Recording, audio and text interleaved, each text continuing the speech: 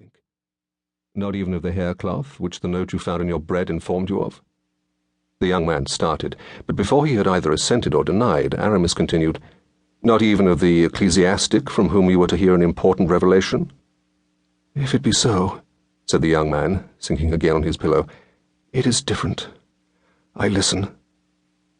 Aramis then looked at him more closely, and was struck with the easy majesty of his mien, one which can never be acquired unless heaven has implanted it in the blood or heart. Sit down, monsieur, said the prisoner. Aramis bowed and obeyed. How does the Bastille agree with you? Asked the bishop. Very well. You do not suffer? No. You have nothing to regret? Nothing. Not even your liberty? What do you call liberty, monsieur? Asked the prisoner, with the tone of a man who is preparing for a struggle. I call liberty the flowers, the air, light, the stars, the happiness of going whithersoever the nervous limbs of 20 years of age may wish to carry you. The young man smiled. Whether in resignation or contempt it was difficult to tell. Look, said he, I have in that Japanese vase 2 roses gathered yesterday evening, in the bud, from the governor's garden. This morning they have blown and spread their vermilion chalice beneath my gaze. With every opening petal they unfold the treasures of their perfume, filling my chamber with a fragrance that embalms it. Look, now, on these 2 roses. Even among roses these are beautiful, and the rose is the most beautiful of flowers. Why then do you bid me desire other flowers when I possess the loveliest of all? Aramis gazed at the young man in surprise. If flowers constitute liberty, sadly resumed the captive, I am free, for I possess them. But the air, cried Aramis, air so necessary to life. Well, monsieur, returned the prisoner, draw near to the window. It is open. Between heaven and earth the wind whirls on its storms of hail and lightning, wafts its warm mists, or breathes in gentle breezes. It caresses my face.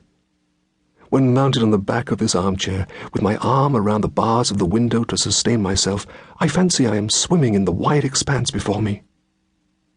The countenance of Aramis darkened as the young man continued. Light I have. What is better than light? I have the sun, a friend who comes to visit me every day without the permission of the governor or the jailer's company. He comes in at the window and traces in my room a square the shape of the window, and which lights up the hangings of my bed down to the border. This luminous square increases from 10 o'clock till midday, and decreases from 1 till 3 slowly, as if, having hastened to come, it sorrowed at leaving me. When its last ray disappears, I have enjoyed its presence for 4 hours. Is not that sufficient? I have been told that there are unhappy beings who dig in quarries, and labourers who toil in mines, and who never behold it at all. Aramis wiped the drops from his brow. As to the stars, which are so delightful to view, continued the young man, they all resemble one another, save in size and brilliancy. I am a favoured mortal, for if you had not lighted that candle, you would have been able to see the beautiful stars which I was gazing at from my couch before your arrival, and whose rays were playing over my eyes. Aramis lowered his head. He felt himself overwhelmed with the bitter flow of that sinister philosophy which is the religion of the captive.